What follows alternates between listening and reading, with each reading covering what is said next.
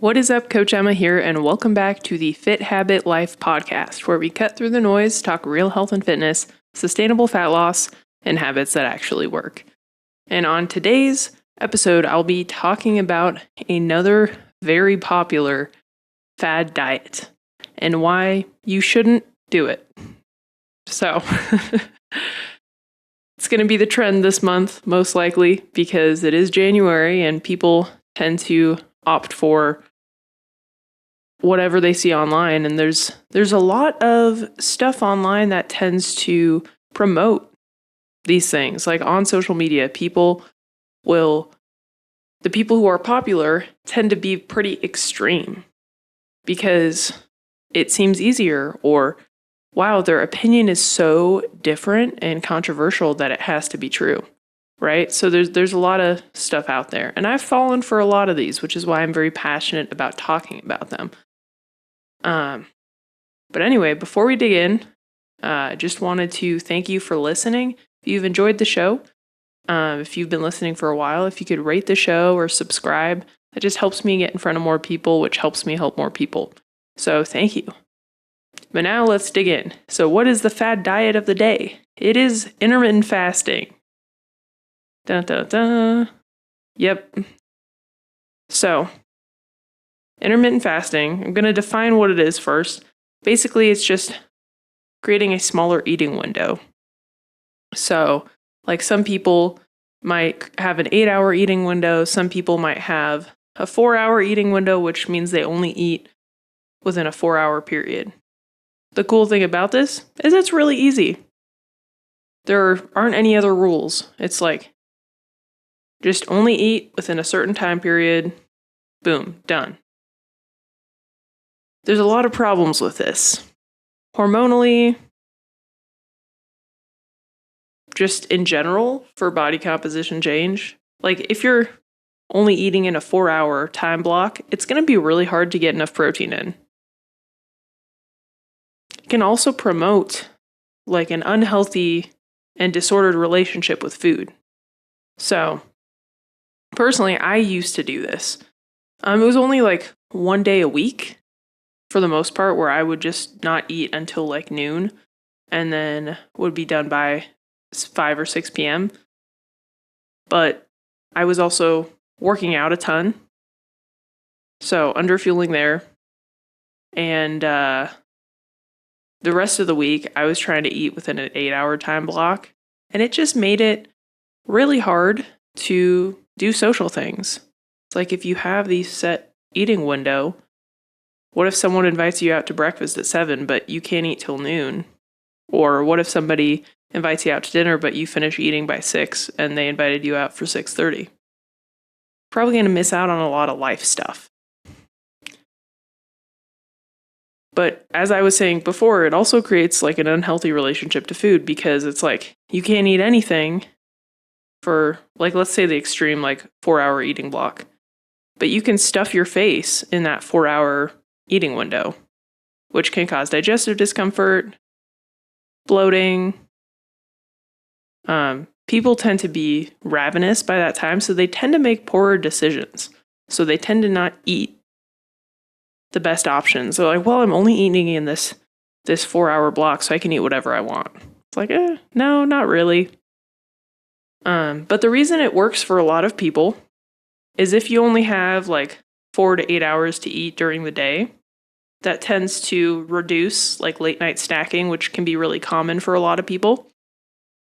And it makes it harder to eat enough. So usually the biggest mechanism is not cell autophagy. It's it's just eating less calories.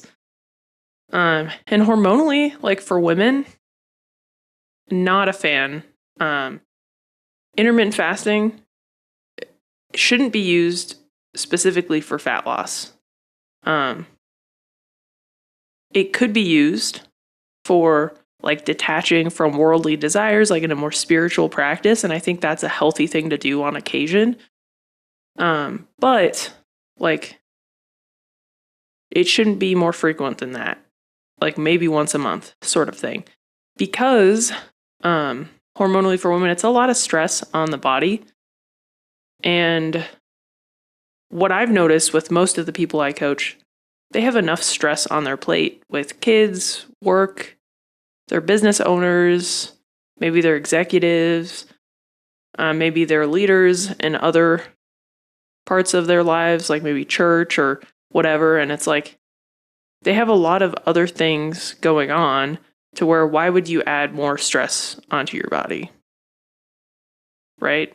And it's not sustainable. Like I was saying, like most of the people that intermittent fast, it's like you have to do that for the rest of your life. If you enjoy it and you like eating within an 8-hour or 4-hour window, whatever, fine. It might not be optimal for body composition, it might not be optimal for your hormonal health, but if you enjoy it, that's fine.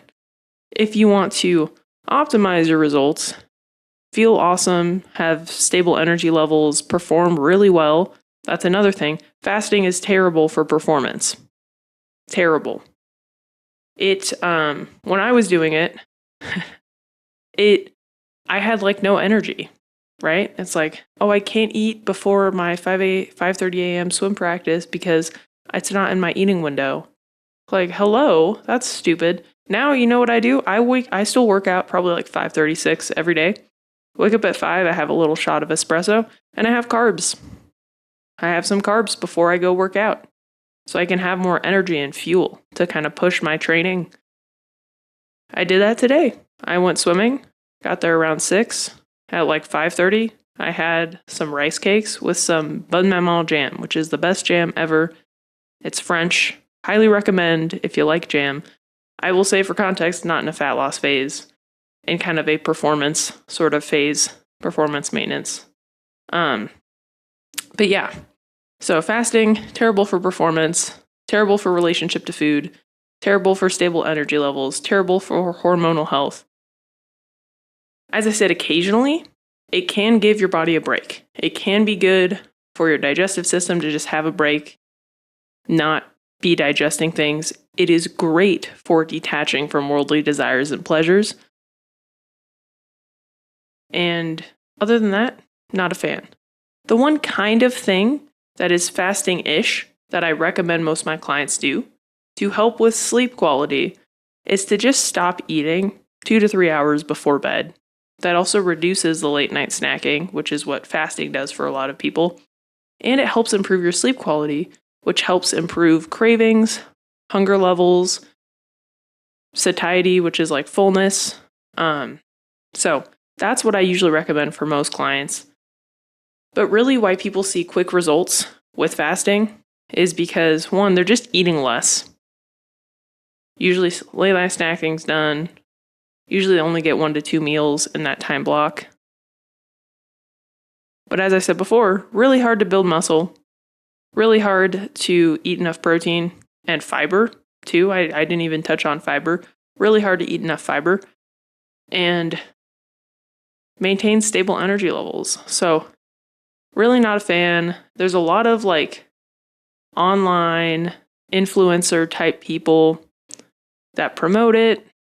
It's become less popular, thankfully. I'm not a fan. Most of my clients that come to me, one of the first things we focus on is eating breakfast because most of them are not eating enough calories or just not eating enough protein in general. So usually we're like, let's add in breakfast, have like 30 grams of protein. And funnily enough, once they start eating breakfast, they tend to have less cravings, more stable energy levels, tend to perform better in their training.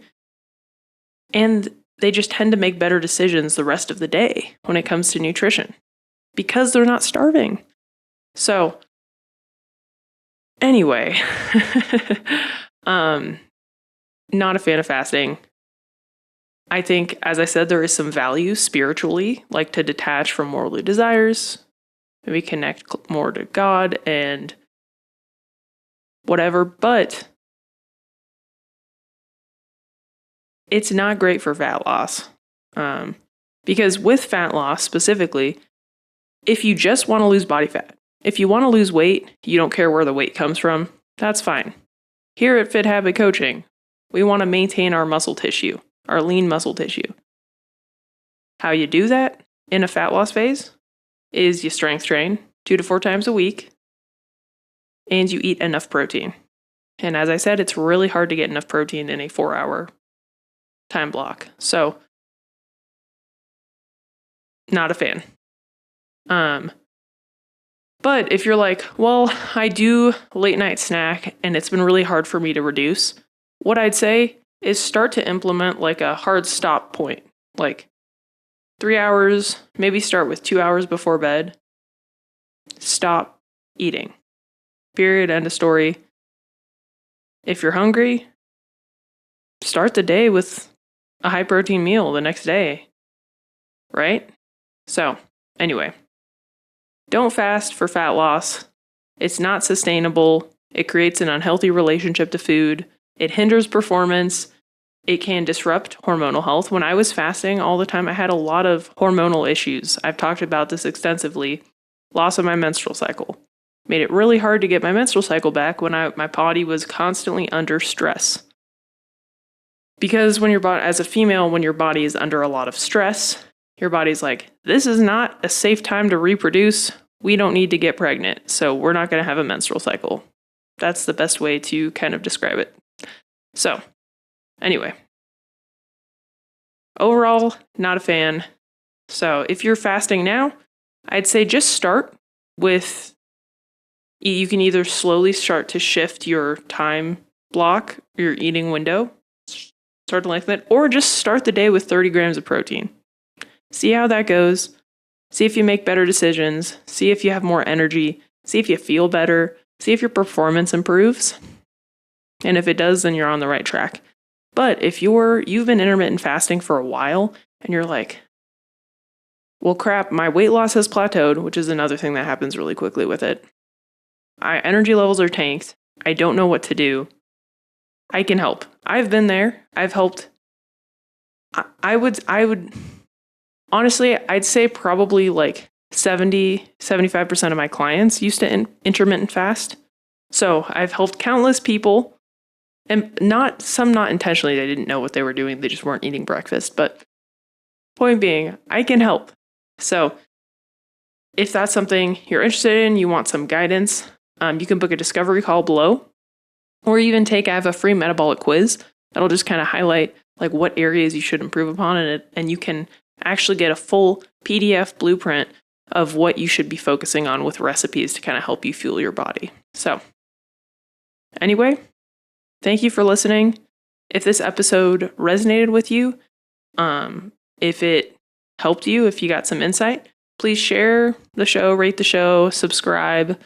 That just helps me help more people debunk a bunch of the crap out there. And yeah, I'll catch you on the next one. Peace.